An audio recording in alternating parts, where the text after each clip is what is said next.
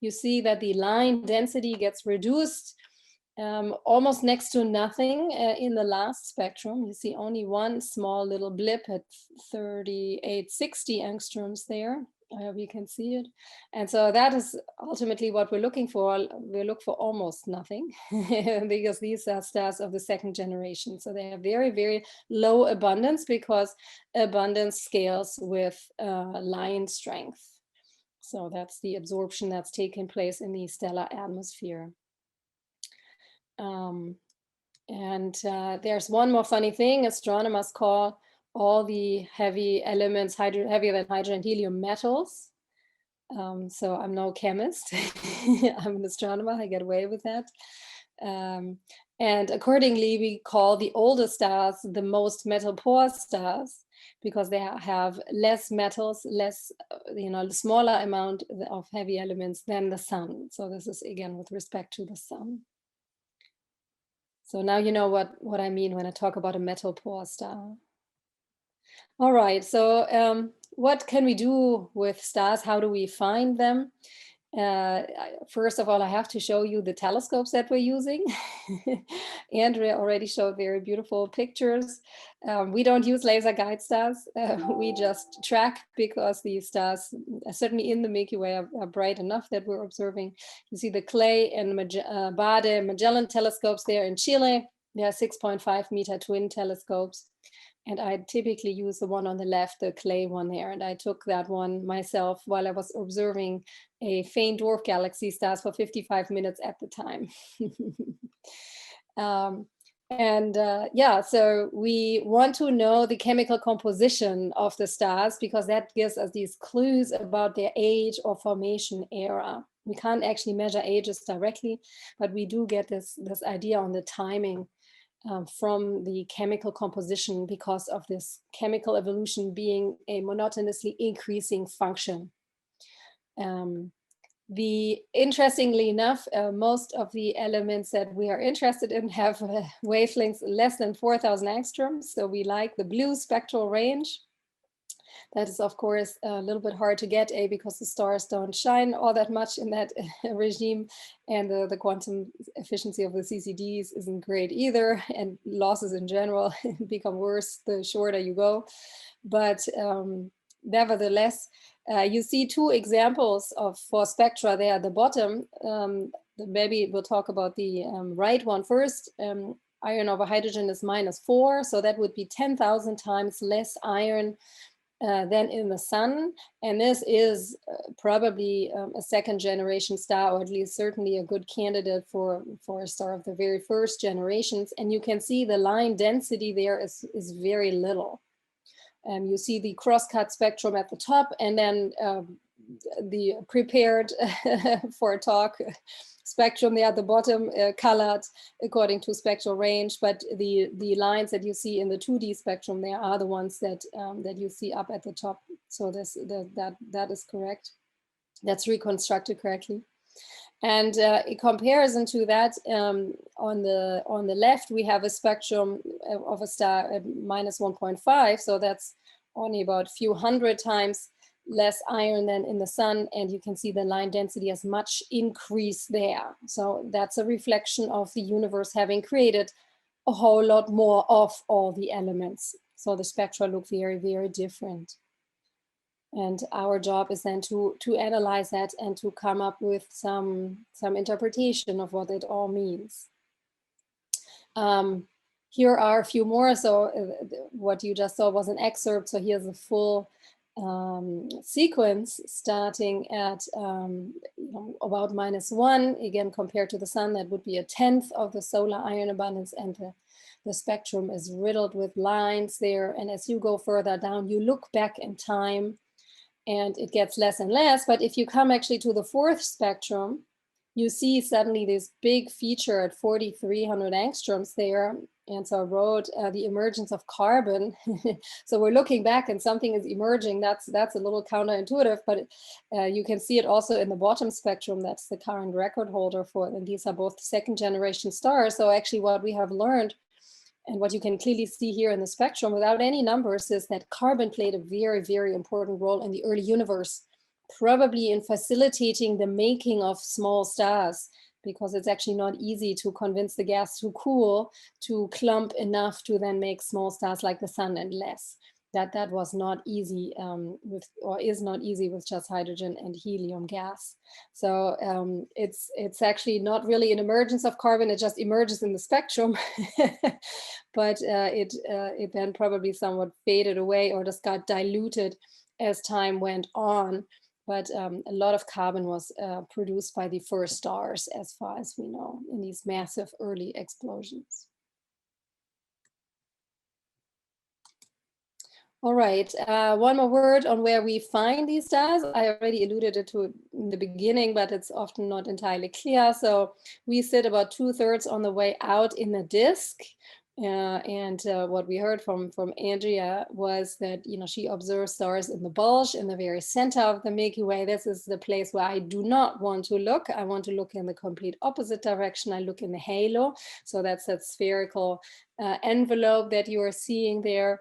And that's a bit of the junkyard of the Milky Way, because if, as you can remember from the movie clip I showed you, the Milky Way was made by gobbling up smaller systems and dwarf galaxies close by, and that means that all this old material from these neighboring systems actually predominantly ends up in the outskirts of the Milky Way. Not all that much gets into the center and into the disk. And so whatever you find in the halo is typically old and typically accreted, so that it comes from somewhere else. It's in the Milky Way, but it's not off the Milky Way. And out there also the dwarf galaxies live, and because they haven't been eaten yet, so that's future food, they're on the menu, the dinner menu of the Milky Way. It is actually very interesting to also look for and analyze old stars in dwarf galaxies. And just a summary again how this works. So we find these stars in the Milky Way today. We take their spectrum, we analyze the absorption lines for the chemical composition, and that does tell us almost in a one-to-one way what happened in the early gas cloud from which these stars formed 13, 14 billion years, well, almost 14 billion years ago. The stars that we observe today have actually not changed the chemical composition, they have just preserved it because of the nature of these stars. And this is one way for us to get clean nucleosynthesis signatures of whatever went on in these early gas clouds. So if a big supernova went off and it spewed all its elements out into the universe, and then a little star forms from that, it preserves that pattern for us until today. Same for other nucleosynthesis processes. And that's why we call this stellar archaeology, because it gives us this, this information from the past.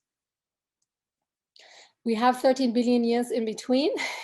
There's not much I can do about this with telescopes, but that's why we have a theory and these computational simulations, as you've seen in the beginning, that give us a good handle of what happened in between. So I can provide the beginning and the end points, but not so much in between. That's a nice complementary work with the theorists.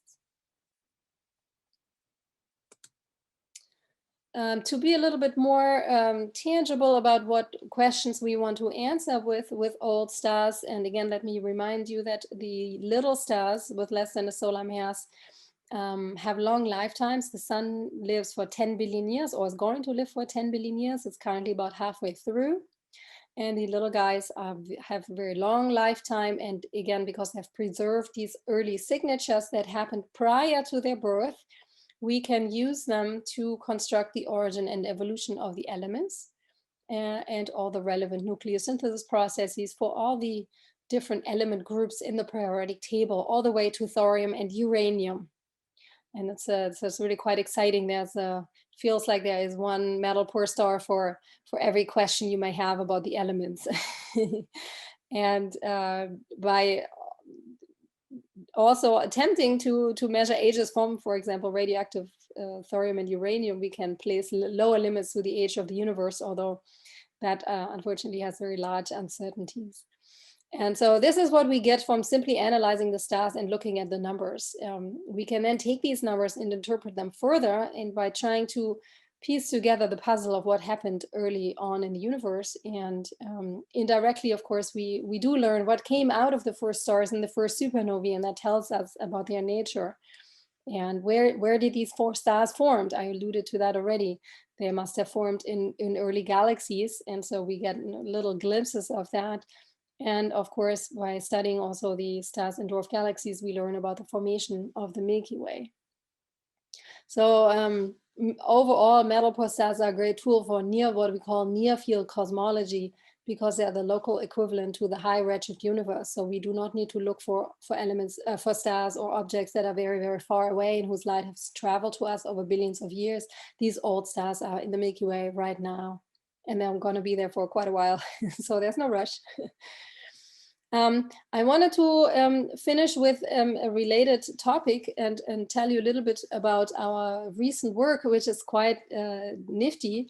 You see a synthetic spectrum here of a star over quite a few angstroms there in red, and overplotted are filter curves that we put on the telescope. So that's not spectroscopy as such, but you'll see how it all comes together in a second.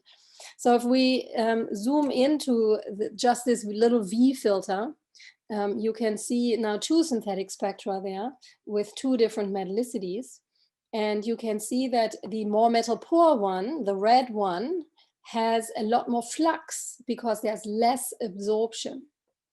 So if you find yourself in a pickle that you want to observe dwarf galaxy stars, and these ones are far away, so the stars are quite faint, and this high resolution spectroscopy that I usually do doesn't quite give you any photons anymore, you have to find other ways. And so with my former grad student who recently graduated, we developed this technique here to basically do spectroscopy with photometry, with filters.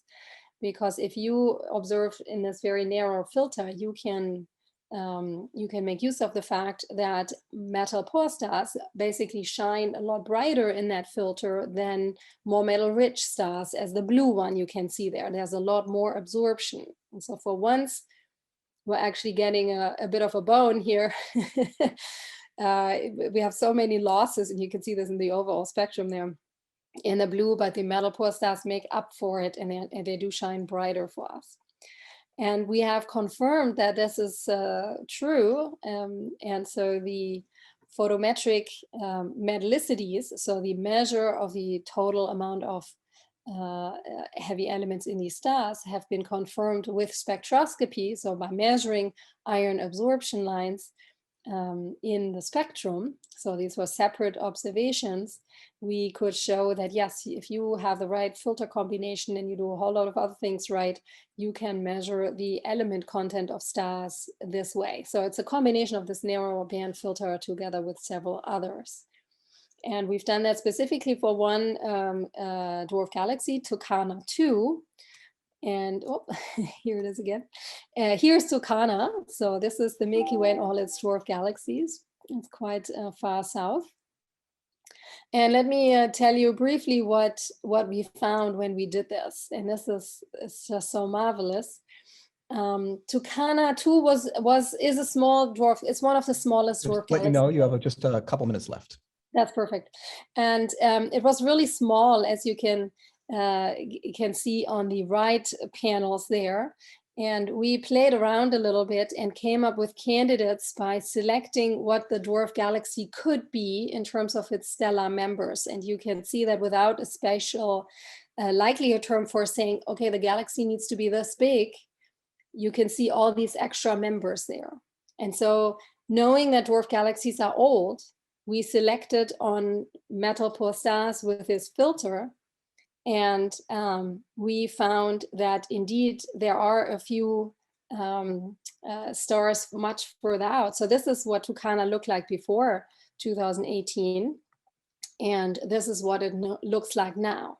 So with this technique, we found all these very extended members. One is 1 kiloparsec away. From here to the galactic center is 8 kiloparsecs. So this is quite a distance. for this small dwarf galaxy. So we made the galaxy a whole lot larger.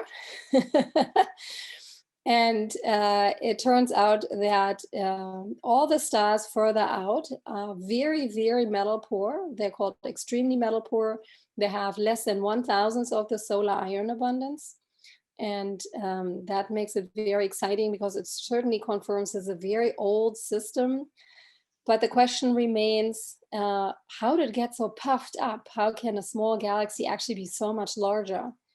And we think that's because it is actually not one, well, it's one galaxy now, but it used to be two that have merged. And the left 4 panels there show a simulation that was done by Japanese collaborators.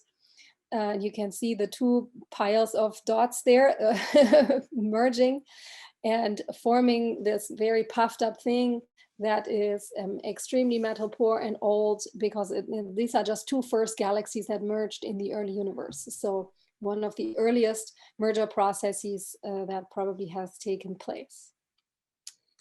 And with that, here are my conclusions.